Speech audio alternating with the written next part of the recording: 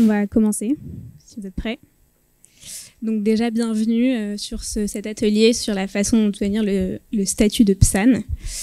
Donc je suis ravie d'être avec vous. Je suis avocate au sein du cabinet Orwell Avocat, dont les 3 autres représentants sont juste dans la salle. Donc on a un cabinet d'avocats qui est spécialisé en droit du numérique en général, avec une grosse dominante sur les fintechs. Donc on intervient sur la plupart des dossiers PSAN, en tout cas qui ont vu le jour pour l'instant, et on est spécialisé donc en numérique en général, donc également tout ce qui concerne la protection des données et toutes les thématiques liées aux nouvelles technologies. Donc aujourd'hui, on vous présente la façon d'obtenir le statut de PSAN. Donc on va revenir sur quelques définitions. Donc c'est une présentation qui est assez sommaire, qui revient un peu sur toutes les étapes qu'on va vous demander si jamais vous demandez l'enregistrement auprès de l'AMF. Donc d'abord, on va se poser la question des prestataires qui sont concernés, parce que vous allez voir que c'est pas parce que vous fournissez des services sur actifs numériques que vous devez nécessairement être enregistré en tant que PSAN. Ensuite, on reviendra sur la notion d'actifs numériques, parce que vous allez voir qu'il y a plusieurs subtilités et que ça ne regroupe pas notamment les définitions de stablecoin, forcément, de NFT, etc. Donc on va revenir sur ces notions. Ensuite, on va se demander si vous êtes un acteur étranger, comment adresser le marché français depuis l'étranger. Ensuite, on étudiera donc plus précisément le dossier d'enregistrement, donc c'est-à-dire ce que vous demandera l'ACPR et l'AMF. Donc l'ACPR qui est l'organisme qui va valider votre dossier, et ensuite le dossier vous serez enregistré auprès de l'AMF. Ensuite, on étudiera un petit point sur les services de paiement qui suppose un enregistrement qui est séparé, mais on vous posera des questions sur vos services de paiement dans le cadre de l'enregistrement, donc c'est un point qu'on a voulu évoquer. Et enfin, on fera un focus sur le service de conservation d'actifs numériques, parce qu'il y a des risques qui sont assez importants et il y a quelques enjeux à bien comprendre. Et n'hésitez pas, si vous avez des questions en cours de présentation, à m'interrompre pour que je puisse y répondre en cours de route. Donc d'abord, à titre d'introduction, pour prendre un peu de recul sur cette notion de PSAN, il faut savoir que la réglementation a tendance à se globaliser. Et il ne faut pas penser que la France est spécialement n'est pas forcément crypto-friendly, parce que vous alliez en Allemagne, aux États-Unis ou au Royaume-Uni, il y a des réglementations dans tous les États, donc effectivement qui sont plus ou moins strictes, mais la tendance globale est de durcir la réglementation. Donc il ne faut pas se dire nous allons aller à l'étranger parce qu'il n'y aura pas de réglementation. C'est vraiment une tendance générale. Et le deuxième point de cette introduction, c'est qu'il ne faut pas oublier qu'il peut exister un risque en matière concurrentielle, parce que si jamais vous ne vous enregistrez pas et que, par exemple, vous décidez de partir à l'étranger, le risque est que potentiellement des concurrents puissent vous dénoncer et ensuite, finalement, vous pousser à l'enregistrement. Donc, il faut bien savoir si vous rentrez dans les clous de l'enregistrement, et ne pas forcément vous dire que partir à l'étranger est la bonne solution. Donc la première question qu'il faut se poser, c'est quels sont les prestataires de services concernés. Donc il y a 4 services, notamment depuis la fin de l'année dernière, qui sont concernés par l'enregistrement. Donc ces services, c'est le service de conservation ou d'accès à des actifs numériques, le service d'achat-vente d'actifs numériques contre monnaie ayant cours légal, donc c'est-à-dire contre des euros ou des dollars, le service d'échange d'actifs numériques contre d'autres actifs numériques, donc les services crypto to crypto, et enfin les plateformes de négociation d'actifs numériques entre utilisateurs. Au-delà de ces services, l'enregistrement n'est pas obligatoire. Donc, par exemple, si vous faites un service de gestion de portefeuille, donc c'est-à-dire que vous établissez un contrat avec un client, donc un contrat de mandat, qui vous permet de gérer de façon discrétionnaire les fonds de vos clients, de façon individuelle pour chaque client, à ce moment-là, c'est pas soumis à l'enregistrement. Donc c'est vraiment, il faut vous demander si vos services rentrent dans le cadre de ces 4 types de services, donc que sont conservation, achat-vente d'actifs numériques contre euros notamment, échange d'actifs numériques contre d'autres actifs numériques et plateforme de négociation.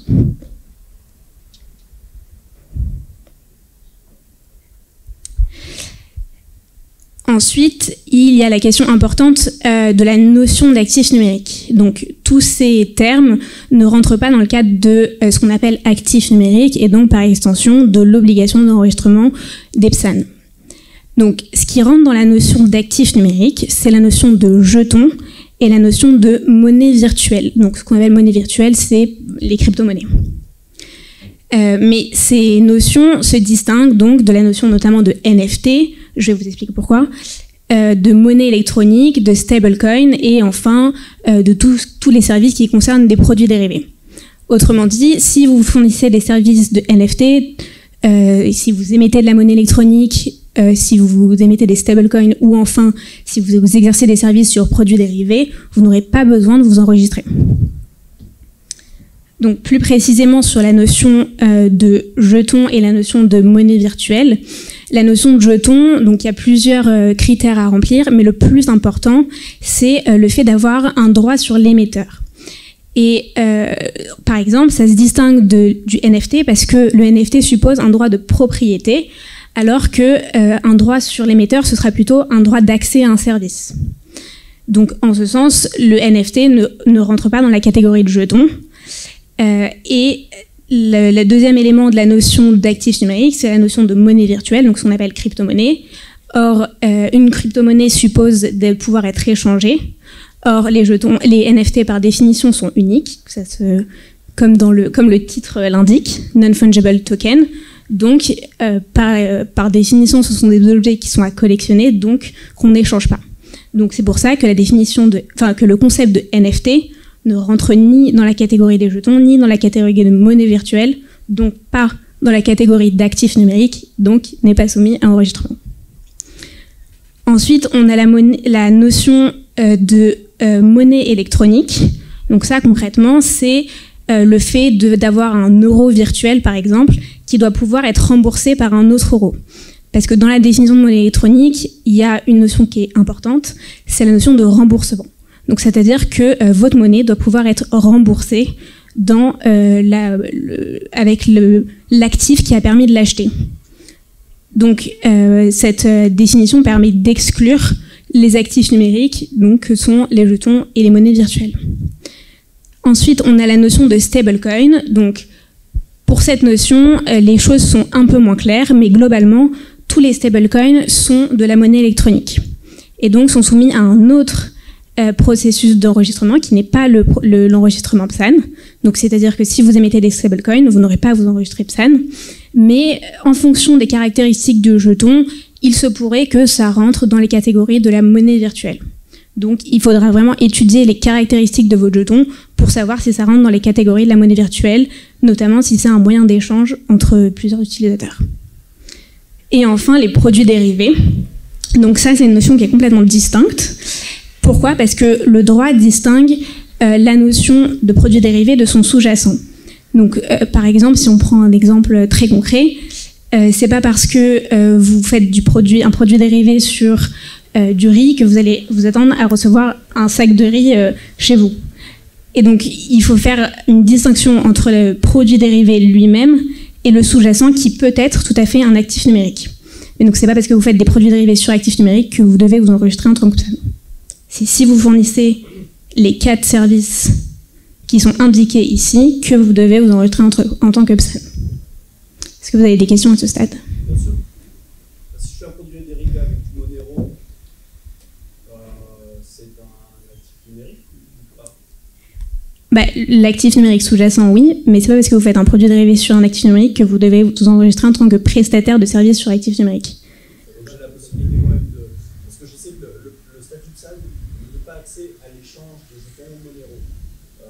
Zomtex, en l'occurrence, a refusé de développer autour de Monero parce que l'AMF le demandait.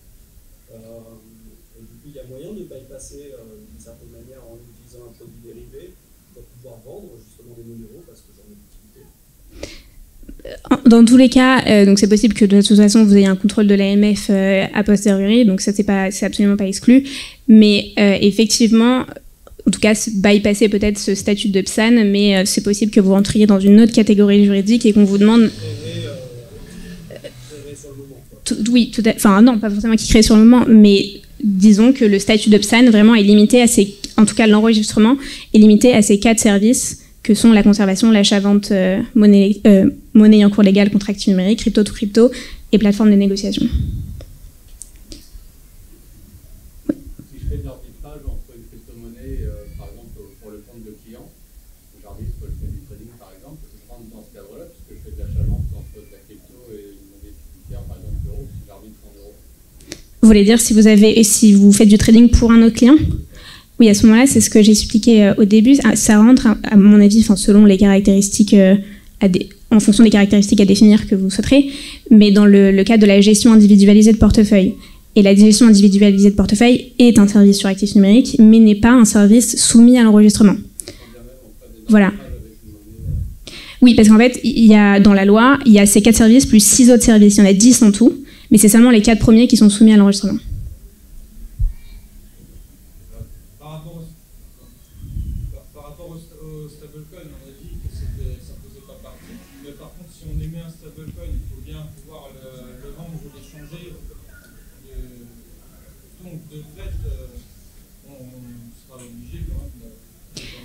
Oui, alors justement, chaque stablecoin a des caractéristiques qui lui sont propres, en fonction des caractéristiques que vous souhaitez lui octroyer. Et il est fort probable qu'en fonction de ces caractéristiques, le stablecoin rentre dans la définition de ce qu'on appelle monnaie virtuelle, donc crypto-monnaie. Mais là, pour le coup, ça va dépendre d'une évaluation au cas par cas en fonction de ses caractéristiques propres. Et si ça rentre dans le cadre de ce qu'on appelle monnaie virtuelle, effectivement, c'est un actif numérique. Et donc, si vous fournissez à partir de ce stablecoin un de ces 4 services, vous devez vous enregistrer. Mais par exemple, si vous faites, je finis, comme ce que suggérait monsieur de la gestion individualisée sur ce stablecoin, à ce moment-là, ça ne nécessite pas d'enregistrer. Ça, d'accord. Mais pour que la personne soit propriétaire de ce stablecoin, il faut bien qu'elle l'ait acheté avant. Oui. Du coup, ça doit obligatoirement rentrer. Enfin, j'ai pas compris le moyen de... Ok. De faire sans la première étape, en fait. Si quelqu'un a mis un stablecoin, dans tous les cas, il l'échangera un jour ou il le vendra un jour. Donc, il ne va pas le créer pour rien. Comment ça ? Toujours dans la case numéro 1. De conservation ? Ouais, tout ça. Oui, donc en fait, ces prestataires, enfin, ces services s'appliquent aux actifs numériques. Et donc, il faut savoir si votre stablecoin rentre dans la définition d'actifs numériques.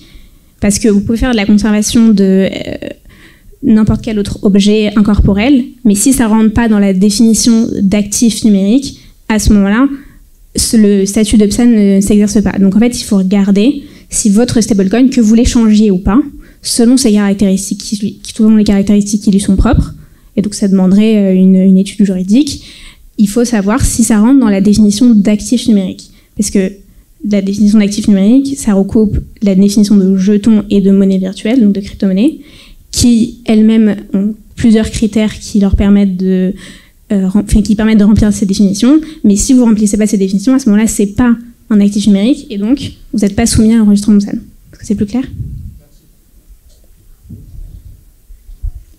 Oui. Oui, une question beaucoup plus pragmatique. Si j'avais un produit à étudier et un mandat éventuellement à vous confier, quels seraient les délais et les coûts de constitution du dossier, de dépôt et de réponse de la part des autorités ? Vous anticipez sur les prochaines slides. Mais très concrètement, donc sur les délais, normalement, le législateur s'engage à ne pas dépasser 6 mois. C'est un engagement qui n'est pas forcément respecté, mais en fait, ça dépend vraiment du dossier. Donc, on a des dossiers assez simples. Il y en a un qui a été enregistré en 2 mois. Donc, parfois, ça va très vite. Parfois, quand le régulateur a un peu plus de questions ou qu'il se trouve qu'il y a des vacances au milieu, c'est l'administration. Donc, parfois, ça prend plus de temps, mais normalement, il s'engage à ne pas dépasser 6 mois. Parfois, c'est le cas. Et vous aviez une autre question sur ? Et le coût global de l'étude, du dépôt, y a-t-il des frais à prévoir auprès de l'AMF ou autre aussi ? Alors, les frais d'enregistrement, mais c'est à voir en fonction de votre dossier, concrètement. Oui. Ok, donc on va avancer. Donc, ce troisième point concerne la façon dont vous devez adresser le marché depuis l'étranger si vous êtes un acteur étranger. Donc il y a plusieurs caractéristiques qui vont faire qu'on va considérer que vous visez le marché français.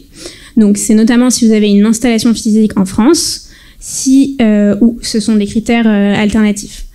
Si vous faites de la communication à destination du marché français, ou si vous avez notamment donc, une adresse postale ou des coordonnées téléphoniques en France. Donc en fait, c'est un faisceau d'indices. Et si vous remplissez un de ces indices, à ce moment-là, on va considérer que vous visez le marché français. Autrement, si vous ne visez pas le marché français, et donc par exemple, si vous avez votre site internet en français, on va considérer que vous visez le marché français. Mais si vous ne visez pas le marché français, vous n'aurez pas à vous enregistrer en tant que PSAN. Attention, en revanche, si vous le faites, parce que si vous êtes un acteur étranger et que vous visez le marché français sans être enregistré, là, il pourrait y avoir de lourdes sanctions. Le critère essentiel, c'est d'avoir un établissement au sein de l'Union européenne pour être enregistré. Donc, c'est-à-dire que vous pouvez tout à fait être une entreprise mexicaine, avoir un établissement en Allemagne, donc au sein de l'Union européenne, et viser le marché français. Donc, devoir être enregistré en tant que PSAN depuis votre établissement allemand. Et le dernier point qu'on voulait évoquer avec vous sur cette question d'adresser le marché depuis l'étranger, c'est qu'il y a une réglementation qui va arriver au niveau européen. Vous en avez sans doute entendu parler, donc ça s'appelle le projet MiCA, qui devrait entrer en vigueur en 2022-2023 et qui va harmoniser toute la réglementation à l'échelle européenne. Ce sera une sorte d'agrément financier, donc ce sera un processus qui sera plus lourd que l'enregistrement PSAN à ce jour, tout en sachant que si vous êtes enregistré PSAN, sachant que la procédure française est quand même assez stricte et assez lourde, vous aurez quand même beaucoup de facilité à vous enregistrer lorsque le règlement MiCA sera applicable. Et ça vous permettra en fait d'avoir il y aura une sorte de passerelle entre l'enregistrement PSAN et l'enregistrement qui sera demandé au titre de MiCA. Donc, plus concrètement, sur le dossier d'enregistrement en tant que tel, il y a plusieurs étapes. Donc, le cœur du dossier, c'est le respect de la pertinence de votre dispositif en matière de lutte contre le blanchiment et le financement du terrorisme. Mais vous avez aussi, donc ça représente à peu près 80% du dossier, mais vous avez aussi des exigences en matière d'honorabilité, notamment des dirigeants et des actionnaires, et des questions relatives à vos services de paiement. Donc, pour reprendre sur la durée, donc comme je le disais, ça dure à peu près 6 mois.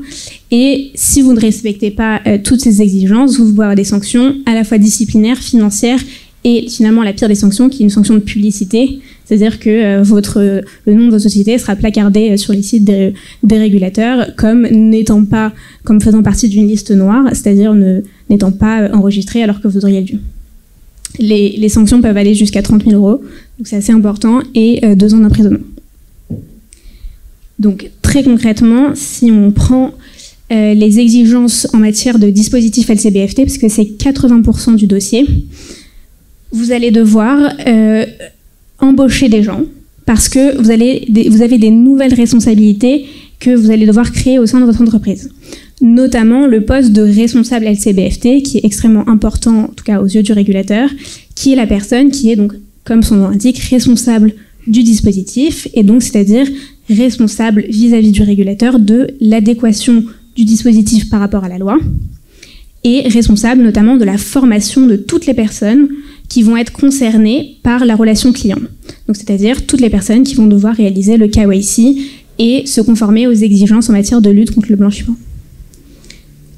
Pour vous aider, vous allez devoir nommer un certain nombre de prestataires, donc notamment des prestataires en termes de KYC, mais également ce qu'on appelle un outil d'analyse transactionnelle, donc du type ScoreChain, qui vont vous permettre d'analyser les adresses blockchain, et tout un nombre notamment des prestataires en termes de conservation d'actifs numériques si vous faites de la conservation. Et donc, il va falloir vous entourer d'un certain nombre de personnes, en plus de devoir nommer des personnes qui sont responsables en termes de LCBFT au sein de l'entreprise. S'agissant de la procédure en tant que telle plus précisément, donc c'est une procédure qui découle d'un cadre qui est à la fois international et européen. International parce que vous avez une autorité compétente qui est le GAFI, qui dresse de façon assez récurrente un certain nombre de red flags, c'est-à-dire des critères qui vont vous permettre de déterminer des seuils d'alerte en fonction des opérations que réalisent vos clients. Donc notamment, si vous avez des clients qui réalisent des opérations d'un montant astronomique de façon très spontanée, alors que d'habitude, ils envoyaient 200 € sur votre plateforme, à ce moment-là, c'est un seuil d'alerte. Tout un nombre de critères, donc, qui doivent vous permettre de susciter une alerte, comme je le disais, au sein de votre logiciel et demander, en fait, poser des questions aux clients pour savoir d'où viennent les fonds. Parce que ce qui est important, je finis juste ça, ce qui est important, c'est 3 critères. On va vous demander d'étudier des critères qui sont relatifs aux caractéristiques du client, des critères qui sont relatifs aux caractéristiques du service et des critères qui sont relatifs à l'origine des fonds. Et en fonction de ces 3 critères, vous devez déterminer, allouer à chaque client un profil de risque 1, 2, 3, donc peu élevé, modéré et élevé, et en fonction de ces critères de risque, lui demander un certain nombre de pièces. Ça, c'est la procédure LCBFT classique. Et ensuite, vous avez des exigences en matière de ce qu'on appelle les opérations suspectes ou atypiques, c'est-à-dire qu'au-delà du profil du client, vous allez devoir vous demander si telle ou telle opération est considérée comme suspecte ou atypique selon des critères que vous aurez définis dans votre dispositif. Et en fonction de ces critères, vous aurez un certain nombre d'exigences en matière de déclaration de soupçons, etc. J'essaie de faire ça de façon très sommaire, mais c'est un dispositif qui est assez lourd, que vous allez devoir établir et rédiger pour vous faire enregistrer. Et ce sont des notions assez clés qu'il faudra bien maîtriser. Oui, vous avez une question ? C'est principalement des risques pour tout ce qui est blanchiment et financement du terrorisme, mais pour tout ce qui concerne le gel des avoirs et les embargos, le contournement d'embargos, et dans les territorialité, est-ce que vous avez des préconisations là-dessus? Je sais que je dépasse un peu le sujet, mais alors de toute façon, en matière de gel des avoirs, ça fait faire partie du dispositif LCBFT, effectivement. Donc c'est-à-dire que vous allez devoir inscrire dans votre politique interne, donc vous allez rédiger une politique LCBFT, et dans votre politique LCBFT, vous allez devoir parler de tout ce qui est relatif au gel des avoirs. Mais ça, c'est quelque chose qui est assez facile, entre guillemets, parce que vous avez un registre national du gel des avoirs et vous avez juste à paramétrer votre logiciel pour faire en sorte d'être connecté avec ce registre qui est disponible sur Internet et vérifier finalement si vos clients en font partie ou pas. du coup, c'est facile pour notre client de faire en sorte que vous allez sortir dans un point où, par rapport aux opérations bancaires classiques, par exemple, on a un SWIFT qui va sortir vers l'Iran, on va geler les avoirs sur une numérique. Oui. C'est très bien que, on ne va pas être stupide, on va essayer d'être sûr que c'est passé par ailleurs. Justement, c'est ce à quoi sert votre dispositif LCBFT. Parce que dans le dispositif LCBFT, vous allez devoir établir un certain nombre de critères, et parmi les critères, vous avez donc l'origine des fonds, et il y a un certain nombre de pays qui sont considérés comme des pays à risque par, enfin, à la fois au niveau européen et international, par un certain nombre d'organisations, parmi lesquelles donc, les instances européennes notamment, mais vous avez aussi le Code général des impôts qui définit un certain nombre de pays qui sont considérés comme à risque. Et ces pays, vous allez devoir les intégrer à votre dispositif et faire en sorte que si par exemple l'Iran fait partie de cette liste, qui évolue constamment, à ce moment-là, et que si vous avez des fonds qui viennent d'Iran, ça doit susciter une alerte de votre part. Donc pas nécessairement geler les fonds, mais simplement définir que tel ou tel client sera en profil de risque 3, par exemple, un profil élevé, et lui poser un certain nombre de questions en fonction de son profil de risque. Et lui demander de justifier l'origine des fonds, de lui demander pourquoi il était en Iran, c'est possible qu'il était en vacances en Iran, donc finalement juste de se justifier. Mais ce sont effectivement le but de ce dossier d'enregistrement en termes de LCBFT, c'est de faire en sorte que les exigences s'alignent effectivement sur, par exemple, les exigences en matière bancaire. Non, mais vous avez un processus de KYC au début. Vous posez des questions aux clients. Mais si l'argent essaye de partir là-bas, comment on fait pour, si on monte un truc comme ça, pas se retrouver avec la police qui frappe chez nous en disant vous avez financé des trucs. C'est pour ça que vous devez surveiller. L'adresse Bitcoin, s'il envoie vers une adresse Bitcoin, il ne saura jamais que c'est une adresse Bitcoin qui vient. Vous avez des outils. C'est pour ça que vous devez vous entourer de prestataires qui vous permettent de faire ça. C'est une obligation. De vous entourer de prestataires ? Bien sûr. Non, mais c'est une obligation de surveiller ça. Donc si c'est compliqué pour vous, oui, ça va pour pas vous embêter, quoi. Ça a un coût forcément. Ça coûte un certain prix, mais c'est le prix de la réglementation. Pour ajouter un élément, c'est que je peux faire un système de signature. Non, mais c'est juste que, évidemment, on peut pas, enfin, une adresse Bitcoin, elle n'est pas géographiquement située. Après, vous avez beaucoup d'indices en réalité quand vous mettez en place ces procédures. Vous avez beaucoup d'informations sur la personne qui se connecte. Vous avez son identité, vous avez des informations bancaires, généralement, parce que souvent, il y a quand même des flux en euros, en fait, c'est fréquent. Vous avez des informations de connexion aussi, de la IP, etc. Alors, évidemment, si vous tombez sur le meilleur des meilleurs, il peut, un Iranien peut se faire passer pour un Français.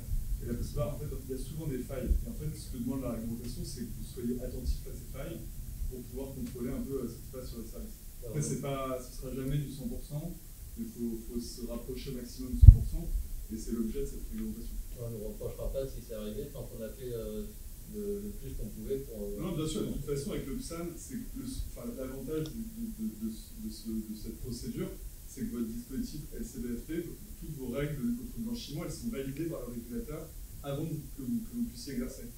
Donc il y a un côté quand même sur ce point, c'est assez rassurant.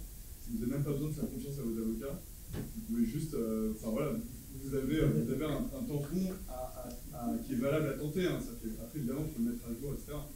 Et donc il y a assez peu de risques que la police débarque chez vous. En tout cas, à court terme.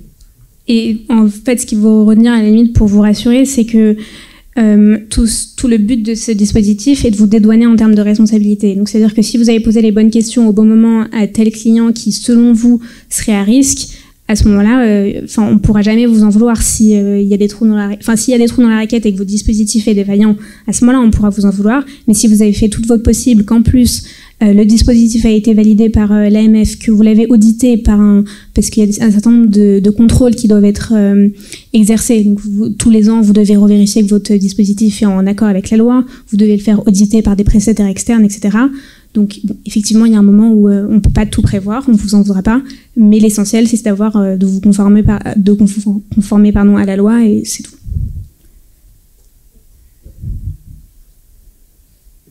D'autres questions? Non. Vous avez dit qu'il y avait un montant astronomique. C'est quoi? C'est comme les banques, c'est 10 000 euros. À partir de 10 000 euros, en fait. Je ne me souviens pas. Pour l'enregistrement? Non, s'il y avait des mouvements de fonds qui pouvaient être suspects. C'est une approche par les C'est ça, en fait, vous allez... Oui. Je sais qu'il y a le montant des virements, la récurrence des virements, etc., qui peuvent créer des points d'alerte et classer le client en 1, 2, 3. Exactement. Donc les banques le font, mais de manière extrêmement basse. D'ailleurs, en fait, ils ne prennent pas trop de risques. Même Paynium, pour faire un virement à Paynium, il faut aller en Allemagne. Du coup, quand on envoie un virement en Allemagne, il y a le banquier qui dit et le seuil astronomique sur lequel il bloque, ça commence à être un peu. Oui. Si c'est les mêmes règles, du coup. En fait, il n'y a pas de seuil déterminé, ça va dépendre de votre activité, et c'est un peu, si vous voulez, une négociation avec le régulateur en fonction de vos services. Mais justement, dans votre politique, vous allez devoir établir un certain nombre de seuils qui vont permettre de classer les clients en profil 1, 2, 3. Et vous pouvez commencer à 200 €, c'est-à-dire que vous dites au-delà de 200 €, mon client passe en profil 2, au-delà de 500 €, il passe en profil 3, etc. Mais c'est vous qui les déterminez. Il n'y a pas c'est pas dans la loi, si vous voulez, ces seuils. C'est vous qui les déterminez en fonction de votre activité, et vous allez négocier avec le régulateur pour justement justifier que il n'y a pas de risque en termes de LCBFT. Par exemple, si vous faites juste de la conservation, il y a quand même beaucoup moins de risques que si vous faites de l'achat-vente d'actifs numériques. Par définition, parce que vous allez moins facilement blanchir de l'argent si vous faites juste de la conservation. Donc là, à ce moment-là, les seuils pourront être plus hauts. Et si vous faites de l'achat-vente, les seuils seront plus bas, etc. Donc ça dépend vraiment de votre activité. Enfin, une question, du coup, c'est les mêmes règles que dans la vente. En fait, la DSP2, par exemple, ça applique dessus. On devra mettre en place les mêmes choses, la double authentification, ce genre de choses. Alors, la DSP2, donc, c'est une directive au niveau européen. Donc, la réglementation qui concerne les PSAN au niveau européen n'est pas encore arrivée. Ce sera la réglementation MiCA. Donc, pour l'instant, c'est la loi Pacte en France, en attendant MiCA. Et la loi Pacte, pour l'instant, c'est ces exigences en matière de LCBFT qui sont celles que je vous ai expliquées. Oui. Une fois que les fonds, c'est les nôtres. Je parlais de stablecoin. Sinon, on peut le transformer plus tard, mais c'est les nôtres, on peut faire ce qu'on veut avec. Là, ça rentre dans le cadre de toute premier cadre avec le PSAN et tout ça, ou ça ne rentre pas dedans parce que c'est à nous, ça fait partie de l'entreprise et c'est pas avec des clients. C'est-à-dire que vous utilisez vos fonds? Alors par exemple, j'ai mis un stablecoin qui est utilisable sur une plateforme pour tout plein de services. En échange, moi j'obtiens un autre stablecoin. Voilà. Donc ça, nous, on a vendu une petite participation. C'est comme ça. Nous, après, le stablecoin qu'on a eu au début, on peut faire ce qu'on veut après. Oui, mais en fait, la réglementation s'applique si vous faites, justement, si vous exercez les activités qui ont été listées, donc les 4 services, pour le compte de tiers. Si c'est pour votre compte, c'est pour votre... Enfin, si vous n'êtes pas concerné, oui, par la réglementation. Mais après, on peut rééchanger les stablecoins entre eux. Et donc, ce serait pour le compte de tiers. Si, in fine, c'est pour le compte de vos clients, à ce moment-là, l'AMF va considérer que ça rentre dans le cadre de ses services. C'est juste ça.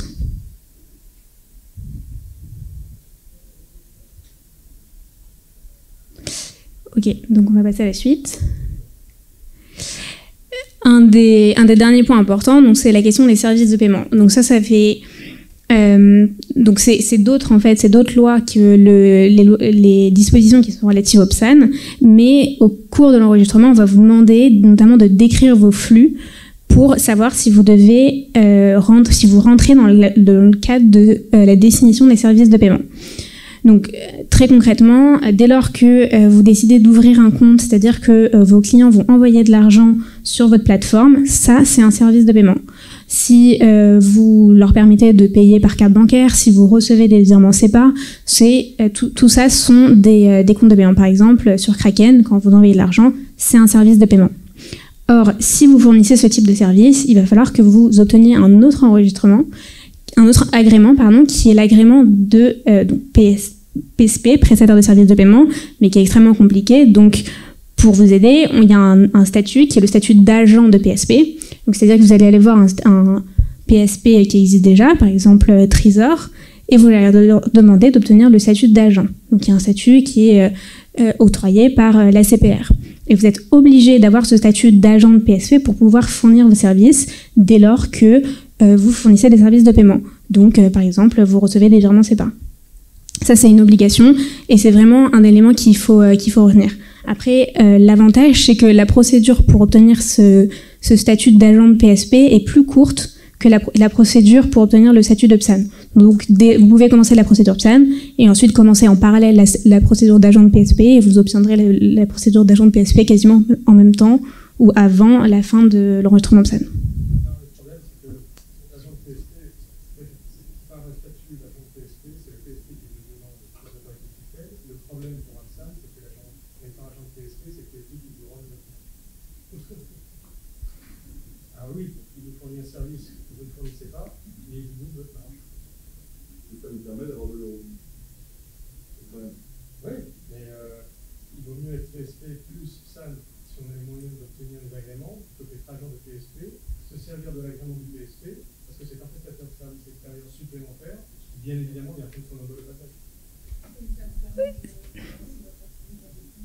De commencer plus tôt et aussi c'est une procédure qui est quand même plus légère que la procédure de PSP.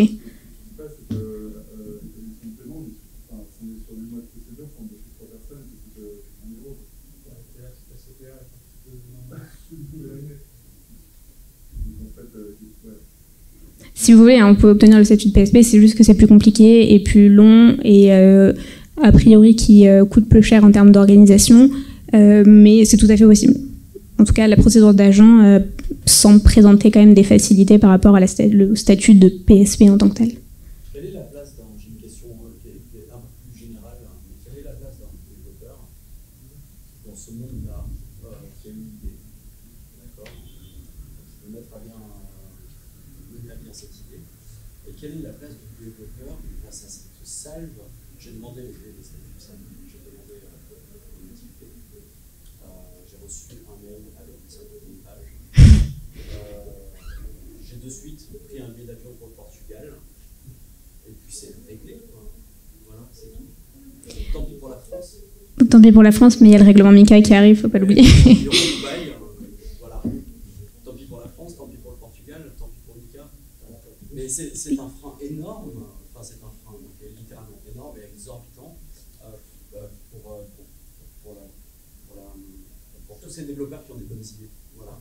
Et finalement, tout ce qui reste, c'est les petits services de base qui ont de l'argent, parce que je pense que les tarifs pour un avocat, c'est 50 000 €. C'est bon, c'est 80. Ça dépend. Mais le dépôt, un dépôt à avoir, il y a un dépôt à avoir, le PSAN exige un dépôt de 150 000 € à peu près pour des contrôles. Non, pas du tout. En fait, il y a deux. Je pense que vous confondez avec l'agrément PSAN. En fait, il y a l'enregistrement PSAN. Oui, c'est possible. Il y a l'enregistrement PSAN et l'agrément PSAN. L'agrément PSAN, donc c'est pas ce dont on parle aujourd'hui. C'est un statut qui est, si vous voulez, qui demande un dossier qui est beaucoup plus approfondi que le statut d'enregistrement, oui, et qui vous permet notamment de faire des actions en termes de publicité, de faire du démarchage de clients, etc. Ce que ne vous permet pas, et de figurer aussi sur une liste blanche de prestataires sur actifs numériques. Ce que ne vous permet pas le statut d'enregistrer PSAN. Donc, à mon avis, vous confondez avec ça. Et à ce jour, personne n'a demandé encore l'agrément parce que c'est une procédure qui est extrêmement lourde, mais qui se rapproche un peu du futur statut de MiCA. Donc, à la limite, si vous voulez vous renseigner sur qu'est-ce qu'il adviendra de votre statut quand il y aura la réglementation européenne, vous pouvez regarder ce qu'on vous demande au titre de l'agrément PSAN pour savoir un peu ce à quoi vous attendre. Excusez-moi, l'agrément permet de faire de la publicité? Oui. Et si personne-là, en ce moment, comment se fait-il que Coinhouse ait pu faire des affiches 4x3 dans le métro? Très bonne question. Tu vas répondre.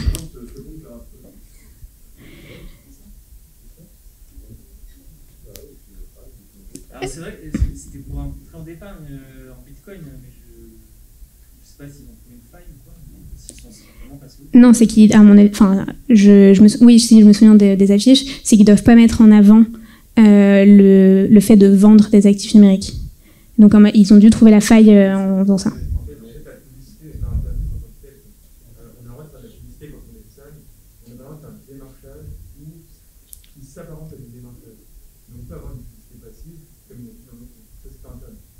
C'est vraiment ce qui vous arrive si vous avec les piscines des Vérandas, parce qu'il y a le col Colli avec un type qui essaie de vous vendre un.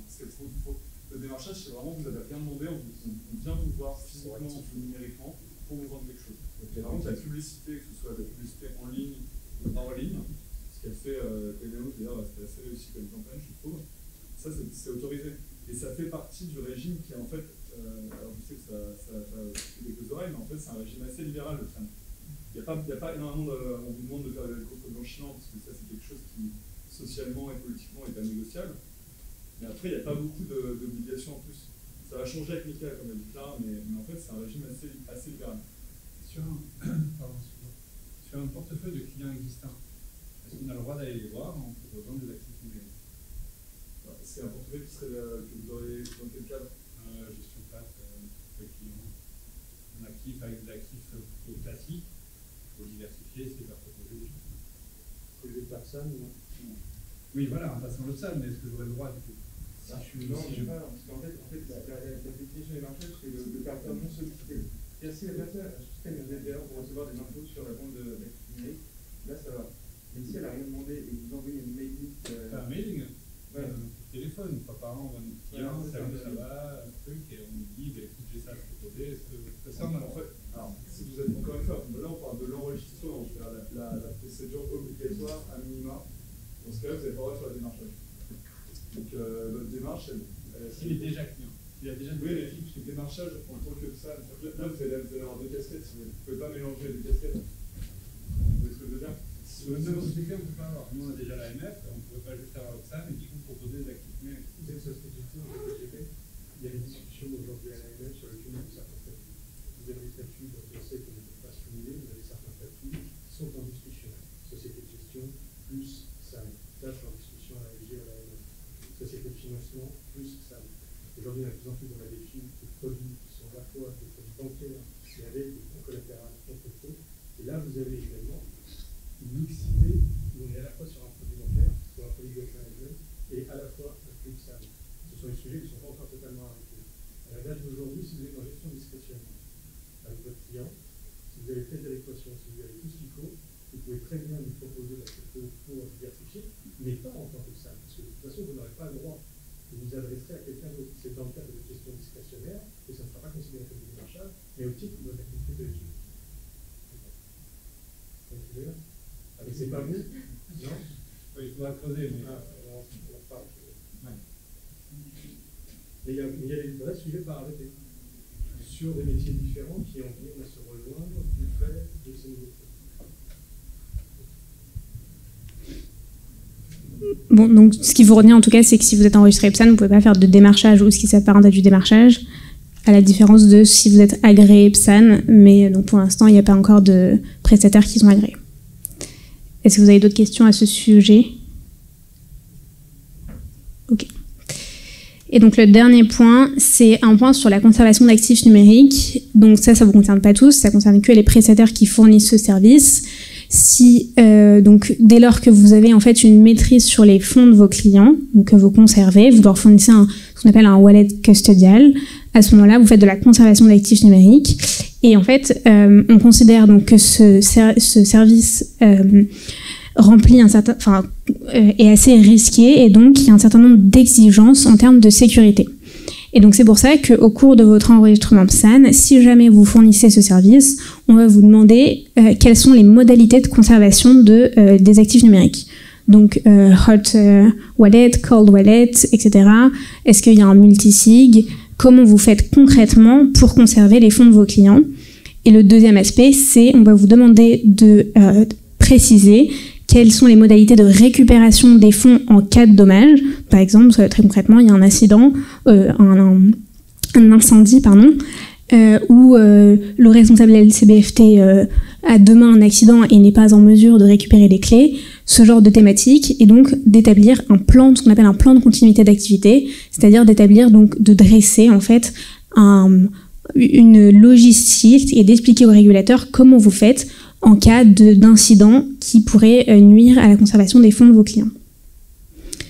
Voilà, donc ça c'est un point qui est assez important et qui va vous demander donc de détailler un certain nombre de points et notamment de voir avec votre prestataire de conservation avec qui vous avez donc conclu un contrat de conservation, comment vous faites concrètement pour conserver les fonds de vos clients et les récupérer en cas de dommage. L'agrément PSAN pour la conservation d'actifs numériques est facultatif. C'est optionnel en France ou c'est... Alors l'agrément PSAN est optionnel dans tous les cas. Il est optionnel. Oui. C'est pour ça qu'il n'y a personne qui agrée pas. Conservation d'actifs numériques sans passer par la... Mais en étant enregistré PSAN. Mais en étant enregistré PSAN. Oui. PSAN est obligatoire. Oui. C'est les 4 services que sont conservation, achat d'actifs numériques en monnaie et en cours légal, achat crypto to crypto et négociation d'une plateforme.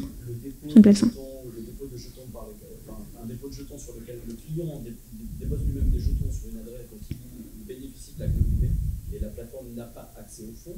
À ce moment-là, non, c'est pas considéré comme un service sur actifs numériques qui est nécessairement qui est enregistré. En fait, la question c'est de savoir si vous avez accès aux clés ou pas. En fournissant la structure qui permet de... Oui, tout à fait. Si c'est juste, si vous avez juste un service de portefeuille et c'est ça, vous n'avez même pas de KW, enfin vous n'avez pas toutes les exigences en matière de LCBFT à remplir. Cette détermination précise, puisque depuis tout à l'heure, c'est un peu flou par rapport à notre fonctionnement de ce qu'on veut faire. Est-ce que vous le faites et en combien de temps ça se fait? On vous explique le projet et vous allez pouvoir dresser si ça rentre dans le cadre de l'actif numérique. Comment vous faites? Concrètement, sur du cabinet, vous voulez dire? Oui, c'est-à-dire que comment on peut déterminer que ça rentre dans la case de l'actif numérique ou pas? Nous, on ne pourra pas le définir, parce que là, c'est le flou un peu artistique. Mais si qu'est-ce que vous n'avez pas compris?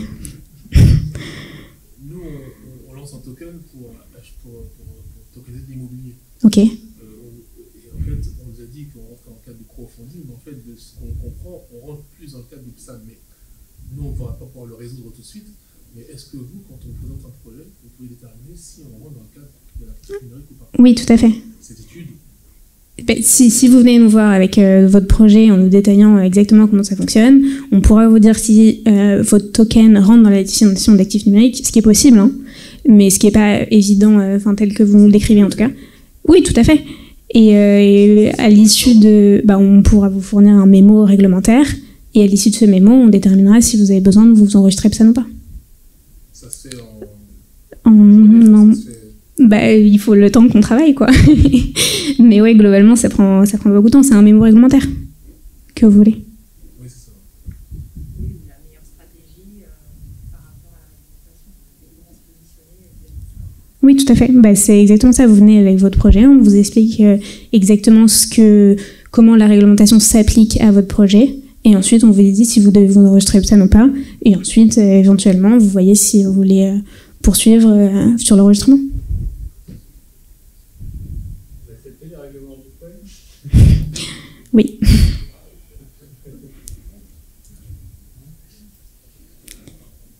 Est-ce qu'il y a d'autres questions ?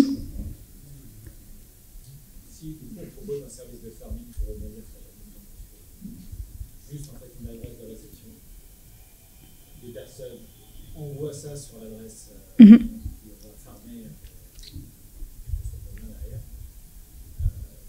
alors qu'on verse du coup un intérêt. Ça, on n'a pas besoin d'être enregistré. Parce qu'il n'y a pas de flux monétaire, il n'y a pas de flux en euros, il n'y a rien. En fait, ce dont on parlait tout à l'heure, c'était juste sur le portefeuille de conservation. Donc, j'expliquais juste que si vous n'avez pas accès au portefeuille, à ce moment-là, vous ne faites pas de service de conservation. Mais si vous faites du farming, vous pouvez tout à fait rentrer dans la catégorie achat-vente d'actifs numériques pour le compte de tiers en échange d'actifs numériques s'ils arrivent avec des actifs numériques, donc crypto to crypto, ou achat-vente contre monnaie et un cours légal s'ils s'ils arrivent avec des euros et qu'ils repartent avec les intérêts plus les crypto-monnaies que vous avez fermées. Donc il y a d'autres services en fait, il n'y a pas que le service de conservation.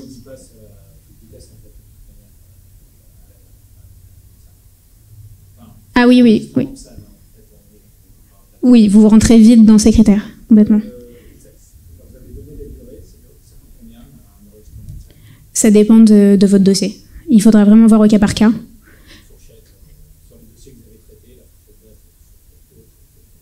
Je ne suis pas sûre de pouvoir donner ce genre d'informations à ce type de conférence. Mais oui, ça dépend concrètement de votre dossier. C'est pas donné, c'est sûr. Mais il ne faut pas vous attendre à des... Enfin, on reste en France, c'est pas les honoraires anglais ou américains. Donc voilà, ce que je peux vous indiquer. Oui.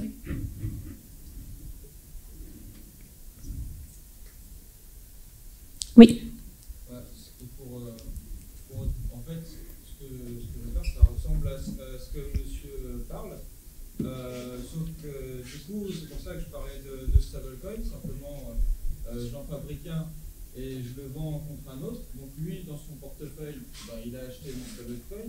Je ne touche pas à son portefeuille. Oui, tout à fait, mais vous allez faire de l'échange d'actifs numériques contre d'autres actifs numériques. Donc ça, c'est un service qui... Oui, mais si le stablecoin rentre dans le cadre de la définition d'actifs numériques, ce qui est possible en fonction... Non, parce que ça dépend... Non, ce que j'ai expliqué, c'est que il y a plusieurs... Ça dépend en fait des caractéristiques du jeton. Et donc, en fonction des caractéristiques que vous attribuez au jeton, que vous allez vous-même définir, c'est possible qu'il rentre dans les critères de la définition d'actifs numériques. Mais c'est possible que ce ne soit pas le cas aussi. Donc en fait, il faudra étudier les caractéristiques de vos jetons pour savoir si ça rentre dans ces critères.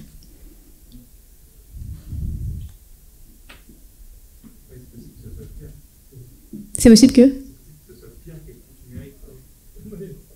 C'est possible. Ce que j'ai expliqué aussi, c'est que la plupart des stablecoins aujourd'hui rentrent dans le cadre de la définition de monnaie électronique. Et ça demande un autre agrément, qui n'est pas l'agrément PSAN. Et Alexandre dit que c'est pire parce que c'est une procédure qui est extrêmement compliquée, qui est beaucoup plus lourde que le statut de PSAN. Non, c'est l'établissement de monnaie électronique, c'est un autre statut. C'est proche, ouais.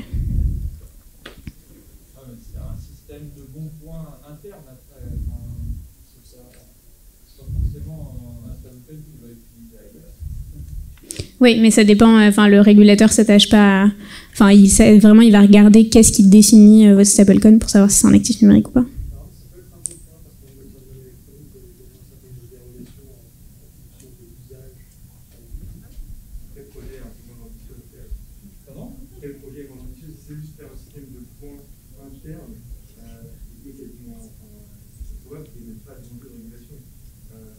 En fait, l'objectif, c'est d'avoir les stablecoins sans dire que je gère le portefeuille.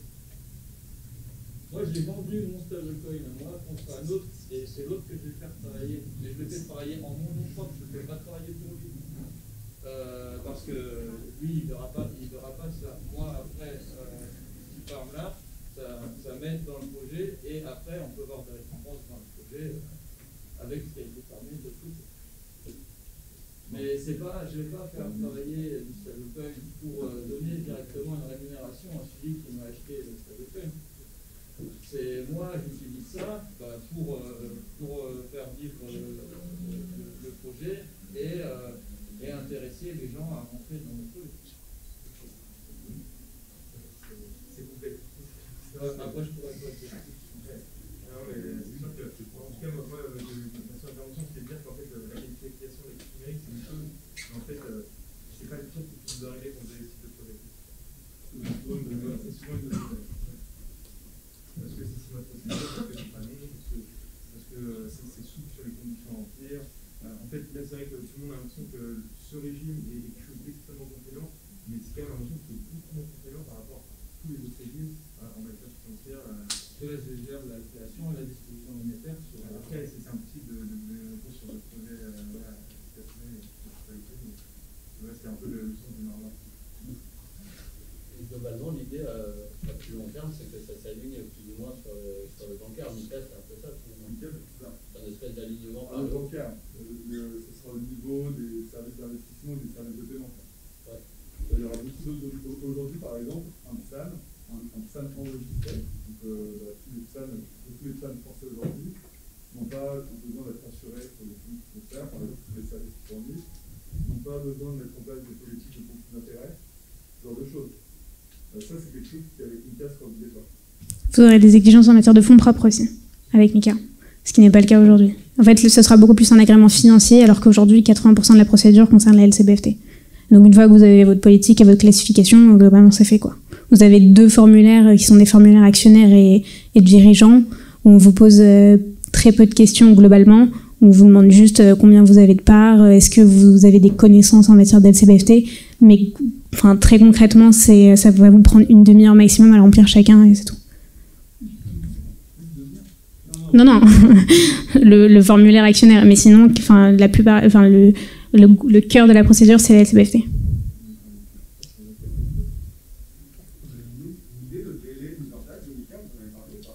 Dans combien de temps ça va être mis en place ? Ils disent entre 2022 et 2023. Il n'y a pas de date précise, pardon. Mais en fait, il y a un projet, donc le projet de MICA qui est déjà sorti il y a 1 an. Et la réglementation en tant que telle devrait sortir d'ici 1 an, 1 an et demi. Non, ce sera un règlement. Donc, pardon, les règlements s'appliquent directement dans les droits nationaux, à la différence des directives qui nécessitent une loi de transposition.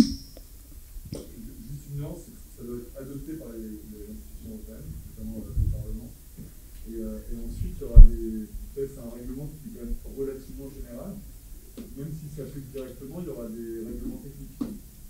Voilà. Et en plus, des ordonnances en droit français. Donc en fait, c'est plutôt, moi je dirais plutôt, encore 2 ans, je pense, au plus tôt, avant que ça rentre en vigueur. Donc on n'est pas à l'abri d'une surprise, en fait, le règlement code conduit, il a bloqué pendant 7 ans. Bon, là, ce sera plus rapide, mais oui, c'est ça, c'est des estimations. Et 2 ans, en 2024. Les ordonnances en droit français, en fait, vont permettre de préciser le cadre et les éventuels flous qui resteraient dans la réglementation européenne. Parce que les États ont toujours une petite marge de manœuvre, quand même. Moi, ma question, en fait, complètement, c'est à partir du moment où on arrive à avoir ces âmes SAN, puisque demain, si MICA arrive sur le marché, on aura l'obligation de passer. Oui, tout à fait, mais vous aurez des passerelles, donc ce sera beaucoup plus simple pour vous. Par exemple, à la différence d'un acteur espagnol ou d'un autre ou italien, qui ont des réglementations qui sont beaucoup moins strictes que le statut de PSAN. Donc vous, en fait, si vous voulez, en tout cas en matière de LCBFT, ce sera quasiment fait, puisque vous aurez peut-être des petites exigences en plus, mais globalement, on ne peut pas trop en attendre plus que ce qu'on vous demande déjà en matière de LCBFT. Donc ensuite, ce sera des exigences en matière de fonds propres, politique de conflit d'intérêts, etc. Mais il faut savoir aussi que le régulateur anticipe sur ce règlement MICA. Et donc par exemple, le plan de continuité d'activité qu'on a vu là sur ce dernier point sur la conservation, c'est une exigence de MICA. Donc, et que le régulateur n'exigeait pas au début pour les PSAN, maintenant on le demande parce que justement ça permet d'anticiper et de permettre au PSAN de s'adapter ensuite plus facilement à la réglementation européenne. D'autres questions? Aujourd'hui, il n'y a aucun système européen qui existe alors. Non, le dispositif, en tout cas pour les PSAN, n'est pas du tout uniformisé, harmonisé. Et donc chaque pays a des exigences différentes. Donc il y en a qui exigent rien, il y en a qui ont des dossiers à remplir, mais qui sont, si vous voulez, beaucoup plus simples que le statut de PSAN. Mais en tout cas, le statut de PSAN fait partie de ceux qui sont le plus compliqués à obtenir.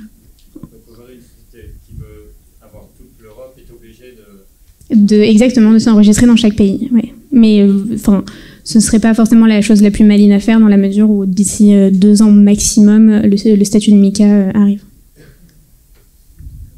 C'est aussi le cas pour le paiement, le PSP?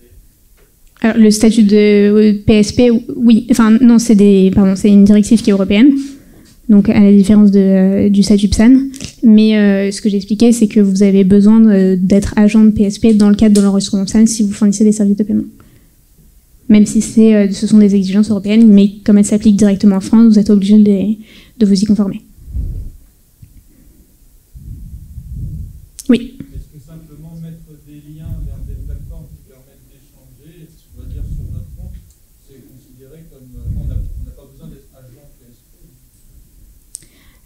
Alors, ça peut être considéré pour être agent de PSP ou pour le statut de PSAN? Est-ce qu'on a besoin d'être agent PSP pour simplement avoir quelque chose sur notre compte qui renvoie le client vers un prestataire et on lui dit, on fait un tutoriel et il se débrouille là-dessus avant de venir chez nous. Si les services de paiement sont fournis par un autre prestataire, à ce moment-là, effectivement, c'est pas vous qui les fournissez, donc vous n'avez pas besoin d'être agent de PSP. C'est comme une pub en fait pour eux, mais ça c'est légal. Oui, mais par contre, en termes de... si vous faites de la pub pour vos services de... Non, mais pour votre plateforme en général, ça peut être considéré comme du démarchage ou du quasi-démarchage. Si vous faites de la pub si vous présentez votre site sur un autre... Si vous mettez un lien de votre site sur un autre site internet. Oui.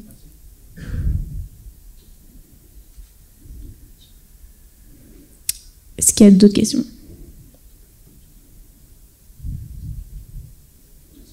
Non? Oui.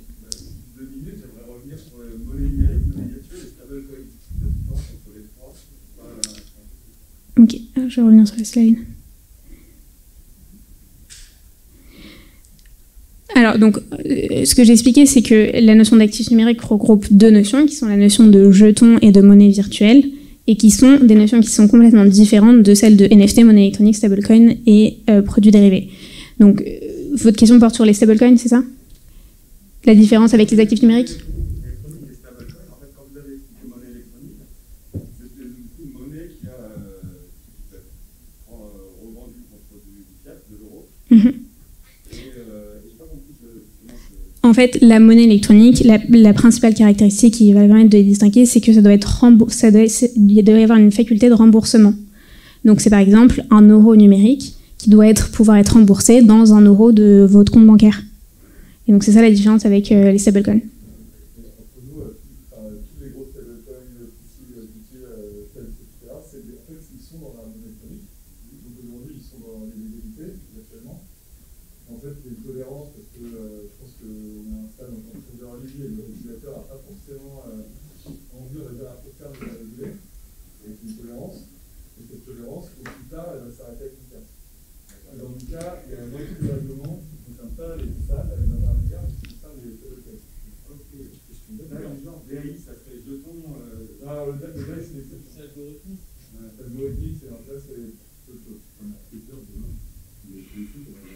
Là, en fait, ils ont le choix entre soit ils vont créer une filiale en Europe, lancer un établissement de monnaie électronique, ce qui va pas être une bonne nouvelle pour eux, je pense, mais en tout cas, ça va être une contrainte, soit ils vont être bannis.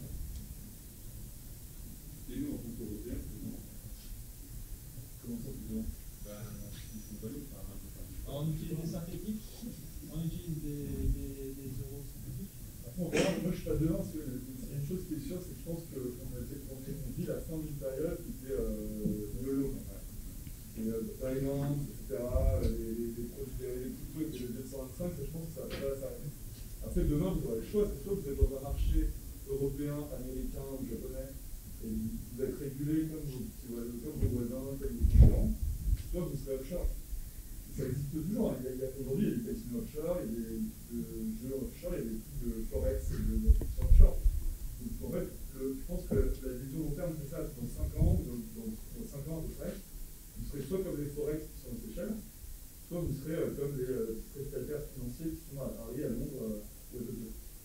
Après, à vous de vous positionner par rapport à ça. Et après, ça soulève plein de conséquences. Donc, on ne peut pas avoir les envies en termes de financement, de compétences, de formation, etc. Qui dépasse très largement le niveau européen.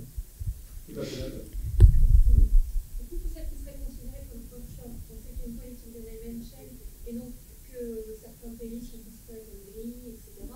Est-ce qu'il est possible que ces entreprises qui sont localisées dans ces zones offshore ne pourront pas travailler avec des services? Bien sûr. C'est comme aujourd'hui, si vous voulez, moi, vous venez me voir, je suis français, j'habite à Paris, j'ai un compte en banque à la Caisse d'État, je veux ouvrir un casino au Curaçao en crypto-monnaie. Je ne vais pas vous interdire de le faire parce que je ne suis pas policier. Mais par contre, vous allez avoir une succession d'entraves et c'est le système qui est fait comme ça. Vous pourrez pas évidemment faire un partenariat avec un acteur qui est dans l'Union européenne. Les fonds qui vont arriver du Curaçao, votre banque vous dira vous blanchissez, donc je ferme votre compte et je vous dénonce. À un moment, la police peut arriver, etc. Enfin, c'est le jeu, quoi. Vous pouvez pas, sinon, n'importe quel chauffeur de taxi aurait une boîte au Curaçao. Donc, ça travaille qu'avec ce type d'acteurs. Oui, vous serez offshore, voilà, vous serez dans l'écosystème des gens. Enfin, après, je ne sais pas comment ça se passe, parce que nous, on ne travaille pas vraiment, on ne travaille pas avec des gens comme ça, enfin, des gens comme ça, forcément, ils peuvent dans nous. Mais si vous voulez, voilà, c'est notre but, quoi. C'est un autre projet. Le but de l'argumentation, c'est de protéger les acteurs français, les citoyens français, les consommateurs français. Donc, effectivement, si vous réalisez toutes vos opérations à l'étranger, bah, vous ne serez pas concerné, forcément. Est-ce que ça répondait à votre question sur les stablecoins? Oui. En quoi la régulation elle protège enfin, excusez-moi, c'est-à-dire une question sincère. Mais en quoi elle protège Ah, ben là, notamment le dispositif. Il n'y a pas de mécanisme de citer un niveau, quoi que ce soit, c'est pas l'État qui va renoncer. Non, mais c'est pas forcément à ce niveau-là, c'est là, en tout cas en termes de LCBFT, de vérifier justement que vous ne faites pas de blanchiment, que vous ne permettez pas de... Mais ça protège pas ça ne protège absolument pas la... Ça protège, si vous voulez, l'intégrité des fonds qui passent par des prestataires de services qui sont en France. Mais j'avais l'exemple de The Bitcoin, vous connaissez peut-être. Une plateforme qui vendait des bitcoins sur le net à Toulouse, qui existe depuis longtemps, depuis un bail. Ils avaient eu des gars qui avaient acheté des cartes en tabac, marchand de tabac contre des musiques, qui envoyaient ensuite l'argent foncier. Clairement. Ils n'avaient pas de régulation à l'époque, ça fonctionnait très bien, ils avaient un contact avec la police était intervenue pour avoir la trace, en tout cas le suivi de toutes les transactions qui avaient été faites et les adresses IP des personnes. Et ils ont réussi à remonter à la personne, mais en fait, pas longtemps, quoi, ça fait.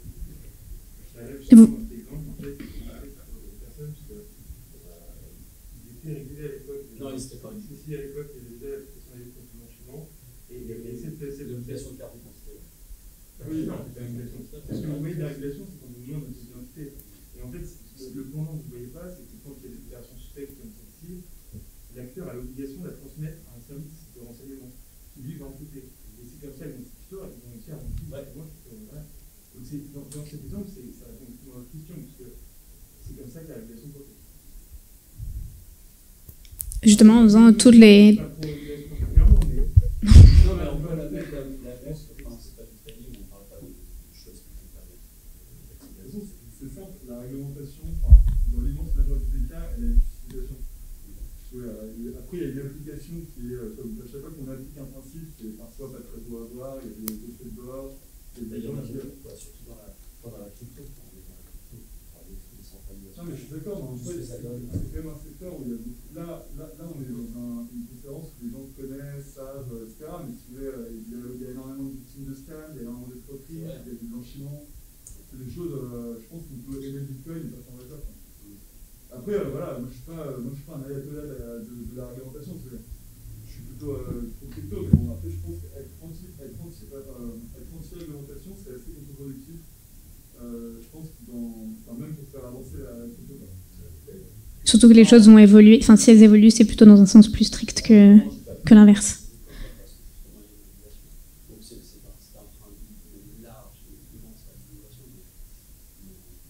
Mais on ne peut pas lutter contre ça. Parce qu'il existe justement des moyens d'avoir un allègement, parce que c'est très cher à l'installation, d'avoir un agrément partiel, que ce soit, il n'y a pas des choses qui existent, ou une sorte de passe droit qui permettent à développeurs de créer d'innover. Non, mais vous avez des, je ne sais pas si ça vous rassure, mais des tolérances, en tout cas en matière de dispositifs XBFT, où on sera plus tolérant avec vous dans le sens où vous n'aurez pas à nommer 45 personnes au sein de l'entreprise parce que vous n'êtes pas la BNP. Non, c'est sûr. Oui, tout à fait. Bah, par exemple, normalement, vous devez nommer un responsable LCBFT, un déclarant TRACFIN, un correspondant, mais là, c'est pas le cas dans les petites entreprises. C'est la même personne, tout à fait.